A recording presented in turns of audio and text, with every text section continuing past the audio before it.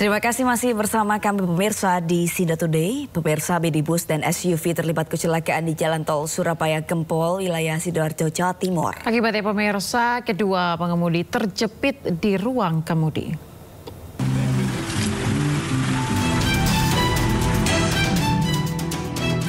Dua unit mobil pribadi ini ringsek parah dan salah satunya terpental hingga ke parit dan memutar pagar di KM 746 Tol Surabaya Gempol, wilayah Sidoarjo, Jawa Timur. Kecelakaan mengakibatkan lalu lintas jalan tol yang padat karena bertepatan dengan arus balik libur panjang kenaikan Islamasi tersendat hingga 2 jam. Evakuasi dua pengemudi mobil yang tidak sadarkan diri dan terjebak di ruang kemudi berlangsung dramatis. Menurut saksi, kecelakaan bermula saat mobil hitam jenis SUV yang dikemudikan Muhammad 32 tahun warga Pasuruan melaju dengan kecepatan tinggi dari arah Sidoarjo menuju Surabaya. Saat di lokasi kejadian, pengemudi SUV berusaha menyalip dari bahu jalan hingga menabrak mobil merah yang dikemudikan Husnul Khotimah 31 tahun warga Banyuwangi. Polisi masih menyelidiki penyebab pasti kecelakaan. Awal kita masih menyelidiki karena untuk driver masih belum ada semuanya. Masih dalam keadaan kami periksa, jadi namun sekarang ini masih di rumah sakit. Kita sudah Surabaya Sidoarjo. Untuk kepentingan penyelidikan, dua bangkai kendaraan yang terlibat kecelakaan dievakuasi ke Polderek Jasa Marga Surabaya. Sementara kedua pengemudi dirawat di RS Delta Surya. Dari Sidoarjo, Jawa Timur, Pramono Putra, iNews melaporkan.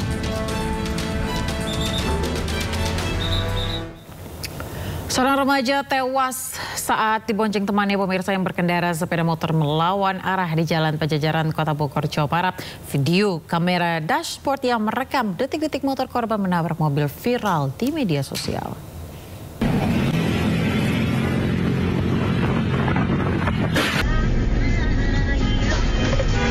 Start recording emergency video.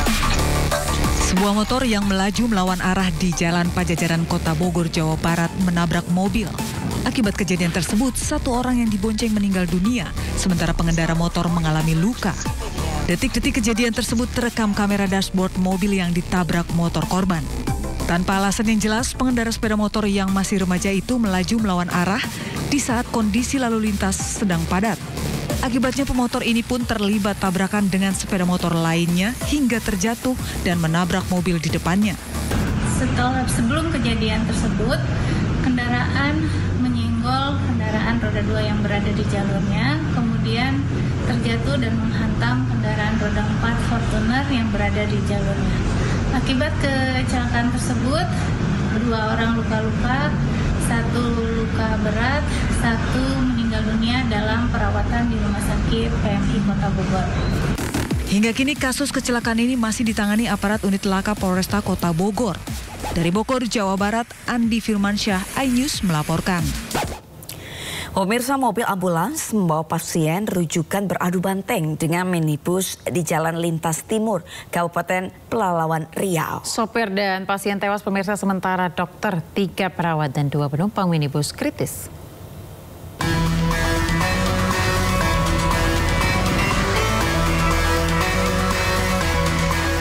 Warga Desa Kemang di Jalan Lintas Timur Sumatera kilometer 86 Pelalawan mengevakuasi korban kecelakaan ambulans dan minibus. Dentuman keras mengejutkan warga, ternyata tabrakan yang menewaskan 2 orang, sopir dan pasien. Sementara 4 penumpang lain, dokter dan 3 perawat kritis dengan kondisi terjepit. 2 penumpang minibus dalam kondisi kritis, 3 penumpang selamat. Dalam ambulan ada 6 orang, satu supir tewas sama pasiennya, yang 4 selamat cuman ya udah parah lah. Hingga kini Satlantas Polres Pelalawan belum menetapkan tersangka. Lantas berada di Kemang antara Land Cruiser dan ambulan yang membawa penumpang. Jadi untuk sementara penyelidikan kami bahwa Land Cruiser itu berawal dari arah Pekanbaru menuju ke arah Sore. Polisi masih mendalami kasus tabrakan ini. Dari Pelalawan, Riau, Diki Kurniawan, iNews melaporkan.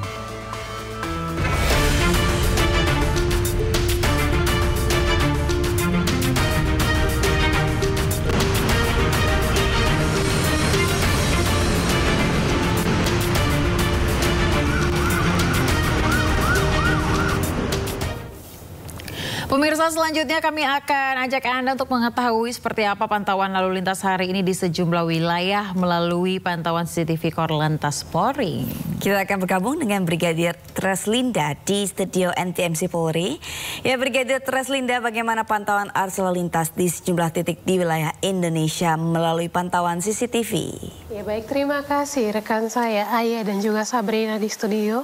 Pemirsa, kami akan mengajak Anda mengupdate informasi arus lalu lintas melalui pantauan CCTV Korlantas Polri untuk menemani aktivitas pagi Anda. Kita awali dari kawasan yang pertama, Simpang Pancoran, Jakarta Selatan. Dan selepas libur panjang pada pagi hari ini, arus lalu lintas di kawasan Pancoran masih dalam keadaan kondusif lancar, di mana kecepatan kendaraan dapat dipacu dengan kecepatan normal, baik itu kendaraan dari arah Pasar Minggu yang akan mengarah ke Semanggi maupun Manggarai, begitupun dengan kendaraan dari Manggarai yang akan mengarah ke arah Semanggi. Kemudian arus lalu lintas dari Semanggi akan mengarah ke Pasar Minggu dan Tebet juga dalam keadaan ramai dan lancar. Perlambatan kecepatan kendaraan terjadi di antrian traffic light. Selepasnya kendaraan dapat melaju dengan kecepatan normal. Kita tinggalkan Simpang Pancoran, Jakarta Selatan. Selanjutnya kita beralih ke kawasan Sleepy Palmera, Jakarta Barat. Arus lalu lintas dari arah Semanggi yang akan mengarah ke Grogol pada saat ini dalam keadaan ramai dan lancar. Perlambatan kecepatan kendaraan sesekali terjadi di antrian traffic light. Dominasi kendaraan juga pada pagi hari ini lebih didominasi dengan kendaraan roda 2. Kemudian kendaraan yang akan mengarah ke Petamburan dan juga Pejompongan saat ini dalam keadaan ramai dan lancar. Untuk tol dalam kota Cawang Grogol mengalami peningkatan volume kendaraan dengan dominasi kendaraan pribadi roda 4. Arah sebaliknya dari arah Grogol yang akan mengarah ke Cawang saat ini dalam keadaan relatif lancar. Dan pemirsa, selanjutnya kita pantau dari Simpang Maya Tegal, Jawa Tengah. Arus lalu lintas dari arah Jakarta yang akan mengarah ke Semarang saat ini dalam keadaan ramai dan lancar, dan dari arah Slawi yang akan mengarah ke Semarang mengalami antrian di belakang traffic light dengan dominasi kendaraan roda 4. Tentunya kami harapkan Anda untuk menjaga batas kecepatan serta jaga jarak aman kendaraan Anda, antisipasi dengan aktivitas masyarakat pada kawasan ini. Dan yang terakhir kita pantau dari kawasan Simpang Topati, Bali. Arus lalu lintas dari arah Gatot Subroto yang akan mengarah ke Sanur pada pagi hari mengalami peningkatan volume kendaraan yang cukup signifikan. Hal ini bisa kita lihat, antrian di belakang traffic light ini mencapai 200 meter. Kemudian dari arah Denpasar yang akan mengarah ke Gianyar juga dalam keadaan ramai cenderung padat di sana.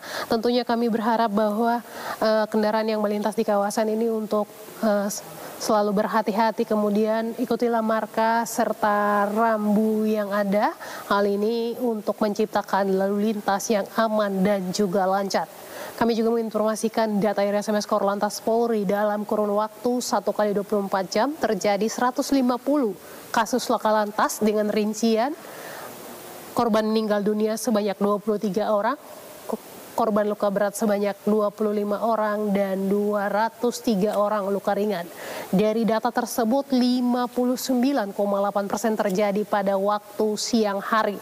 Tentunya bagi Anda yang beraktivitas di siang hari, kami harapkan untuk mengutamakan keselamatan dalam berlalu lintas dengan selalu berhati-hati, kemudian pastikan kendaraan Anda dalam keadaan layak jalan, Anda sendiri dalam keadaan sehat.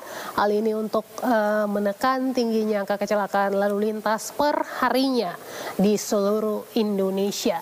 Dan bagi Anda yang akan mengupdate informasi-informasi tentang arus lalu lintas terkini, kami siap melayani Anda di 1500669 ataupun melalui SMS center kami di 9119. Demikian Brigadir Treslinda melaporkan, kembali ke rekan saya Aya dan juga Sabrina di studio. Silakan. Baik, terima kasih atas laporannya Brigadir Treslinda. Selamat bertugas kembali dan salam presisi.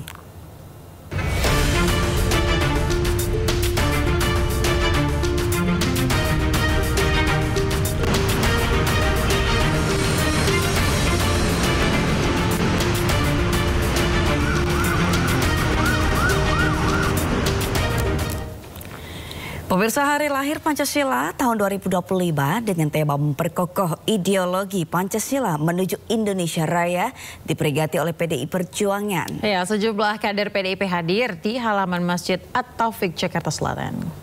Bapak Ibu hadirin sekalian, kita akan memulai upacara hari ini, upacara Hari Lahir Pancasila, pemirsa, digelar di halaman Masjid At-Taufik, Lenteng Agung, Jakarta Selatan, dipimpin anggota DPR RI fraksi PDI Perjuangan Jarod Saiful Hidayat. Hadir pula Wakil Gubernur Jakarta Rano Karno, politikus Ganjar Pranowo, Tri Risma Harini, Krisdayanti, dan sejumlah kader PDIP.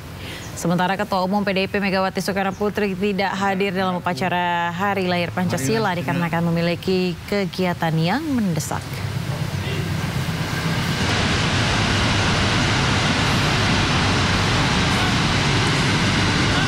Ibu Mega ada kegiatan yang mendesak yang tidak bisa beliau tinggalkan, dan beliau kirim salam kepada seluruh rekan-rekan media dan seluruh peserta upacara serta seluruh kader PDI Perjuangan se-Indonesia. Sementara itu, pemirsa, dalam menyambut Hari Lahir Pancasila, sejumlah dokter dan para guru besar menggelar refleksi diri di Tugu Proklamasi Menteng, Jakarta Pusat. Dengan menggunakan pakaian serba putih dan membawa sejumlah spanduk, puluhan dokter dan guru besar dari berbagai universitas di Indonesia menggelar refleksi diri. Dalam refleksi diri ini, perwakilan dokter menginginkan peningkatan pelayanan kesehatan bagi masyarakat.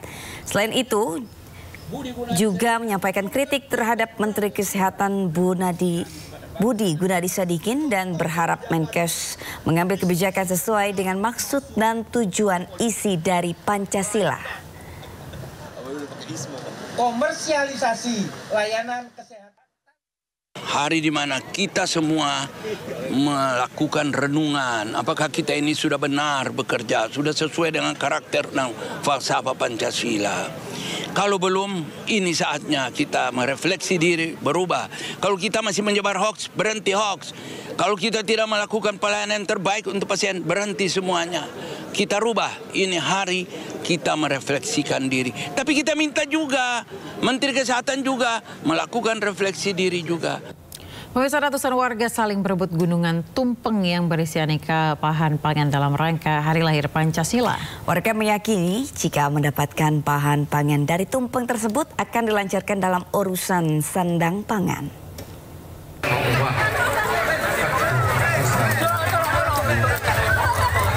Ratusan warga saling berebut gunungan tumpeng yang berisi aneka bahan pangan dalam rangka Hari Lahir Pancasila. Rombongan kirap membawa gunungan ke area makam Bung Karno di Kota Blitar. Ratusan warga yang sejak pagi menunggu langsung berebut untuk mendapatkan aneka bahan pangan seperti buah dan sayuran. Warga meyakini jika mendapatkan bahan pangan tersebut akan mendapatkan berkah panjang umur, rezeki, dan sandang pangan. Biar ya berkah dari makam Bung Karno, dapat apa ya, berkah biar ini disimpan buat mudah-mudahan bahan tidak rezekinya banyak, padinya makanan sawahnya.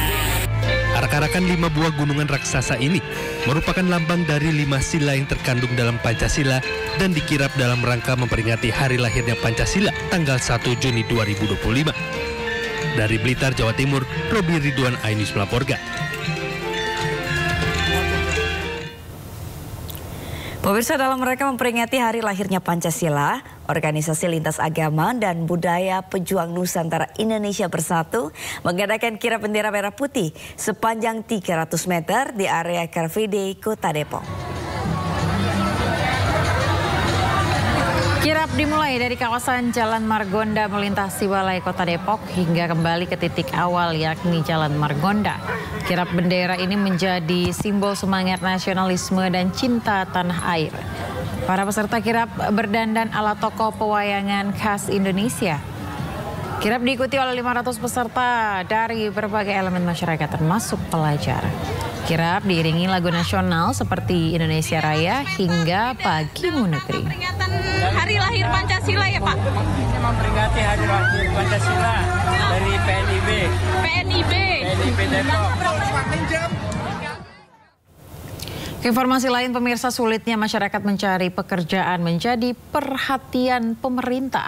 Sejumlah aturan melamar kerja pun diubah.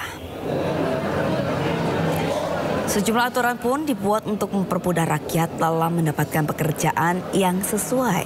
Salah satunya, Kementerian Ketenagakerjaan meminta perusahaan-perusahaan untuk menghapus syarat batas usia hingga berpenampilan menarik dalam mencari pegawai baru. Penghapusan syarat usia dalam lowongan pekerjaan diharapkan bisa mengurangi jumlah pengangguran di Indonesia. Lantaran hingga bulan Februari 2025, Badan Pusat Statistik mencatat jumlah pengangguran di Indonesia mencapai 7,28 juta orang.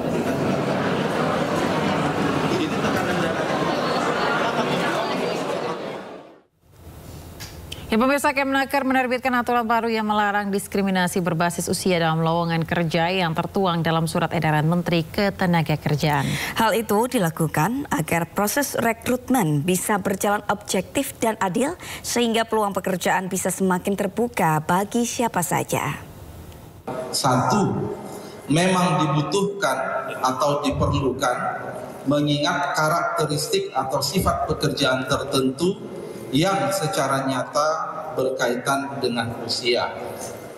Dua, tidak menyebabkan hilangnya atau berkurangnya kesempatan memperoleh pekerjaan bagi masyarakat secara umum. Harapan saya jelas ya. Ketentuan ini juga berlaku bagi tenaga kerja penyandang disabilitas, yang mana proses rekrutmen tenaga kerja juga harus dilakukan tanpa diskriminasi dan berdasarkan pada kompetensi dan kesesuaian dengan pekerjaan. Presiden Prabowo Subianto menerima utusan Perdana Menteri Inggris urusan pendidikan di kediaman Prabowo di Hambalang, Bogor, Jawa Barat. Pertemuan antara Presiden Prabowo dengan utusan Perdana Menteri Inggris urusan pendidikan Profesor Sir Steve Smith dan Duta Besar Inggris untuk Indonesia Dominic Journey berlangsung hangat di momen libur panjang akhir pekan. Turut hadir pula perwakilan Russell Group, sebuah jaringan dari 24 universitas terbaik di Inggris Raya. Pertemuan membahas sejumlah langkah strategis untuk meningkatkan kemitraan antara kedua negara, salah satunya antar perguruan tinggi. I'm like this because it's holiday. Today, in fact from yesterday, the people from Kloter terakhir jemaah calon haji reguler Indonesia tiba di Bandara Internasional King Abdulaziz Jeddah, Arab Saudi. Informasinya usai jeda, tetaplah di Sindo Today.